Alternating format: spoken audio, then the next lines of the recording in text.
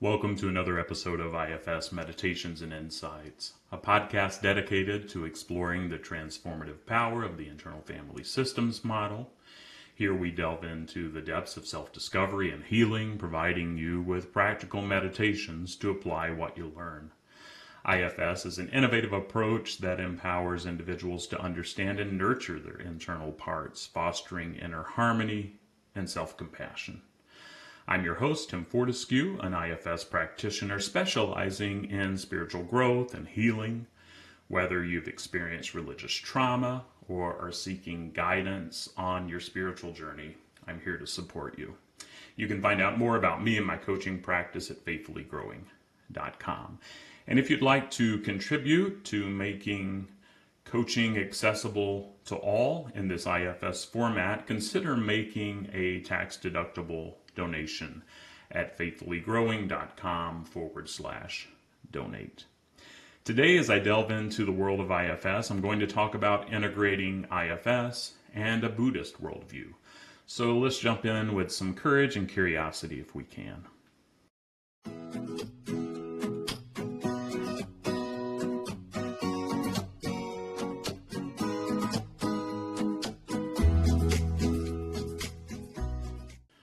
To kick things off, let's briefly touch upon internal family systems. Developed by Dr. Richard or Dick Schwartz, IFS posits that the mind is composed of various parts that play different roles in our lives. These parts can be categorized into managers, firefighters, and exiles. And it's a proven approach that aims to help us understand, communicate with, and harmonize these different aspects of ourselves. And several episodes back, I talked about IFS from a Christian worldview. I'm Christian, and that's the primary lens that I tend to look through. And I'll link this episode in the show notes for this episode if you're curious about checking that out.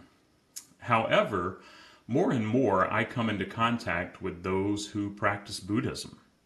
So I thought it might be helpful to look at IFS through the Buddhist worldview.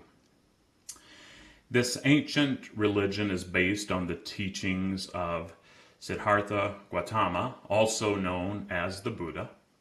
And Buddhism places great importance on two key principles: the Four Noble Truths and the Eightfold Path. These principles serve as the foundation for attaining enlightenment. The Four Noble Truths are essential teachings in Buddhism. They shed light on the nature of suffering, its causes, the possibility of ending suffering, and the path to liberation. The first noble truth acknowledges that suffering is an inherent part of the human existence. It recognizes that life is filled with various forms of pain, both physical and emotional. The second noble truth delves into the causes of suffering.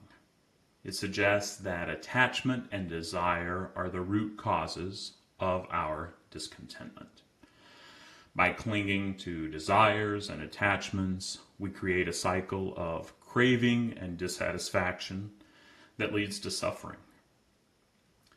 The third noble truth offers hope by proclaiming that there's a way to end suffering.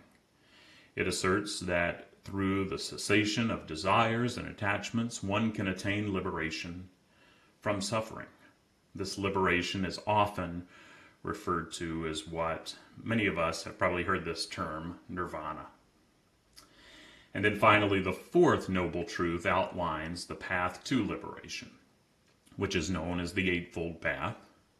And this path consists of 8 interconnected aspects that guide individuals toward right understanding, right thought, right speech, right action, right livelihood, right effort, right mindfulness, and right concentration.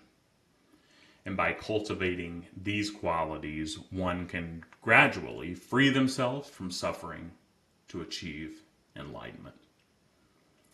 And so in addition to attracting clients from traditions like Christianity, I also often have clients that come from other traditions, and many of them are Buddhist, or they've gravitated to it in some way or another. And these clients find solace and guidance in the teachings of Buddhism, incorporating its principles into their daily lives, and they may seek coaching to further explore and deepen their understanding of Buddhism and integrating its wisdom into their personal growth and spiritual journey. So let's take a minute and explore the fusion of internal family systems, or IFS, and Buddhism, as we delve into the depths of their integration for just a bit. By closely examining the core principles of both approaches, we can uncover intriguing parallels that exist between them. In IFS, the notion of parts corresponds to the various aspects of the self, each with its own unique characteristics and perspectives. Similarly, in Buddhism, these parts can be seen as reflections of the impermanent nature of existence, often referred to as no self or anatta. In IFS, the concept of parts refers to the different internal aspects of ourselves that hold emotions, beliefs, and memories, among other things. These parts can range from protective parts and those wanting to nurture the wounded and vulnerable, among other parts within our system. And they each have their own distinct voice and role within our internal family. Similarly, in Buddhism, the idea of no self suggests that there is no fixed, unchanging entity or essence at the core of our being. Instead, our sense of self is composed of ever-changing mental and physical phenomena, constantly arising and passing away. Both IFS and Buddhism emphasize the importance of cultivating awareness and compassion towards these parts or aspects of ourselves. In IFS, this involves developing a compassionate and curious stance toward our parts, seeking to understand their needs and motivations. Through this process, we can foster healing and integration within our internal system. And similarly, in Buddhism, cultivating mindfulness and compassion allows us to observe and embrace the impermanent nature of our experiences, including the arising and passing away of different mental and physical phenomena. This practice helps us develop a deeper understanding of the interconnectedness of all things and cultivates a sense of compassion towards ourselves and others. And furthermore, both IFS and Buddhism recognize the potential for transformation and growth within these parts or aspects of ourselves. In IFS, the goal is to establish a harmonious relationship among our parts, allowing them to work together collaboratively. This leads to a greater sense of wholeness and well-being. Similarly, in Buddhism, the practice of mindfulness and insight meditation enables us to observe our parts with non-judgmental awareness, allowing for the possibility of transformation and liberation from suffering. And so as I wrap things up here, the integration of IFS and Buddhism reveals fascinating parallels between the two approaches. Both emphasize the importance of understanding and embracing the different aspects of ourselves, recognizing their impermanent nature, and cultivating awareness and compassion towards them. By bridging these two perspectives, we can deepen our understanding of ourselves and enhance our personal growth and well-being.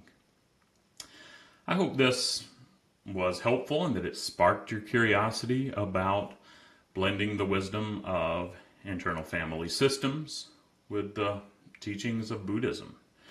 And know too that I am no expert in Buddhism. I'm not even an expert in Christianity, But if you have feedback to give me, please feel free to do that, and I would love to hear it. And remember that whether you're exploring the landscape of your mind or the depths of spiritual wisdom, the journey within is a path to greater understanding and inner peace.